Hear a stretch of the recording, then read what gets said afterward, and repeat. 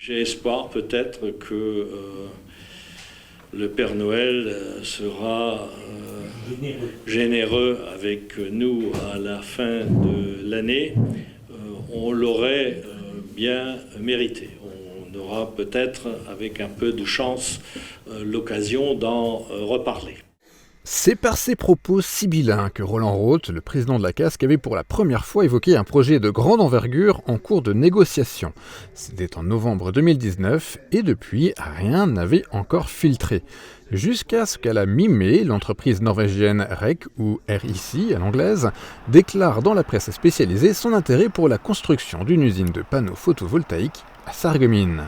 Pour Xavier Daval, président de la commission solaire du syndicat des énergies renouvelables, l'annonce par le groupe norvégien de son intérêt à s'installer sur l'Europôle répondrait parfaitement au développement actuel du marché du photovoltaïque.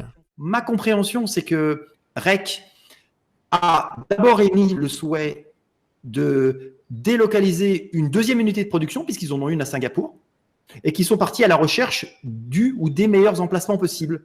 Alors, pourquoi Sarreguemines ? Je dirais qu'on a sans doute un certain nombre de contraintes ou de paramètres qui ont joué en la faveur de trouver un site industriel sur un bassin d'emploi où il y a une main-d'œuvre qualifiée, qui sait travailler dans des process industriels, avec sans doute l'accès à des fluides, les gaz, les produits chimiques, etc., qui sont nécessaires au process, et puis l'infrastructure routière, et puis la proximité, parce qu'à la fin du compte, Sarreguemines se trouve avec une position plutôt centrée au niveau de l'Europe pour servir les marchés qui sont aujourd'hui en pointe.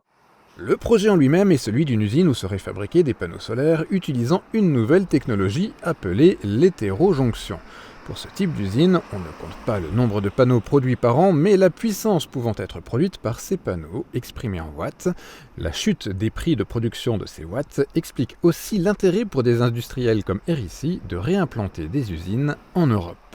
Le coût du transport, amener un panneau depuis la Chine dans un bateau jusqu'en France ou en Europe, sur un port européen par exemple, commence à avoir un poids incompressible.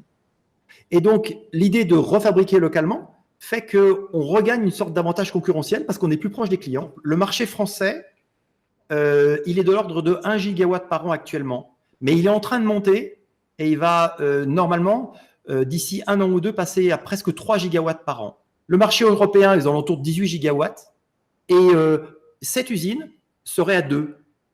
Donc, c'est parfaitement raisonnable.